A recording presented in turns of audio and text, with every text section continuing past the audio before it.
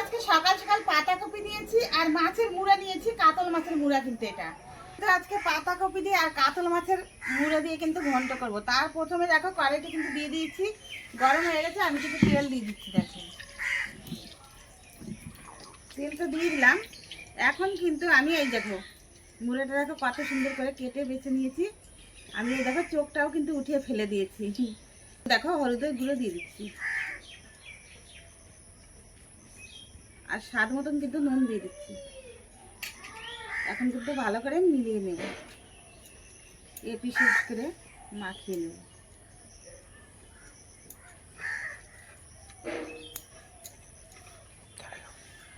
আর তেলটা দেখো ভালো করে কিন্তু গরম হয়ে গেছে, ভালো করে গরম না হলে হবে না।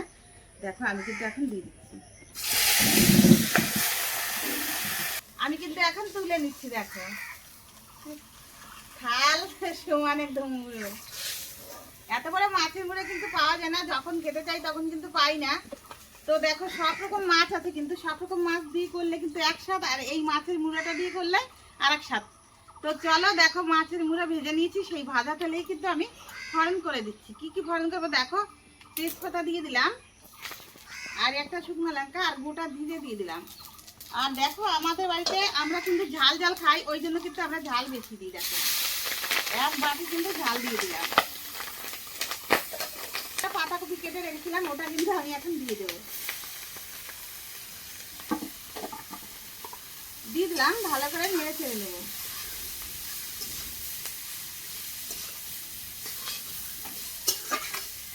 আমি কিন্তু স্বাদ মতো নুন দিয়ে দিচ্ছি, কেননা আগে দিয়ে দিচ্ছি নুনটা আগে দিলে ভালো হবে, ওই জন্য দিয়ে দিলাম। আর এই দেখো পরিমাণ মতন কিন্তু আমি হলুদের গুঁড়োও দিয়ে দিলাম। এখন কিন্তু দেখো মশলা কি কি দেবো বলো তো। আমি কিন্তু আদাটা বেটে নিয়েছি আর কাঁচা জিরা কিন্তু বেটে নিয়েছি, ওটা কিন্তু আগেই দিতে হবে, না দিলে হবে না, ওই জন্য কিন্তু দিয়ে দিলাম। ভালো করে আমি এখন নেড়ে চেড়ে নেব। কিন্তু পাতাকপিটাকে আমি ভেজে নিয়েছি, একদম লাল লাল করে কিন্তু ভেজে নিয়েছি। এখন কিন্তু এই দেখো মাছের মুড়াটা তো দিতে হবে, তাই না? তো দেখো আমি ভেঙে নিয়েছি, আমি কিন্তু এখন দেখো দিয়ে দিচ্ছি। এটা তো মাছের মুড়ো দিয়ে আর পাতাকপি দিয়ে কিন্তু আমি সুন্দর করে আবার কিন্তু ভেজে নিলাম, একদম লাল লাল করে দেখো ভেজে নিয়েছি। এখন দেখো আমি কিন্তু একটু গরম মশলা ওটা কিন্তু দিয়ে দিচ্ছি। আর এদিকে দেখো চালের গুঁড়ো কিন্তু আমি গুলিয়ে দিয়ে দিলাম।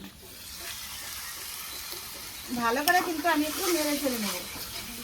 তখন কিন্তু আমার ঠাকুমা বলছে চল তো একটা পাতাকপি নিয়ে এসে। আমি কি করবা, বলে কি হয় অনেকদিন মাছের মুড়ো পাওয়া যায় না, আজকে তোর বাবাকে বলেছি মাছের মুড়ো আনতে।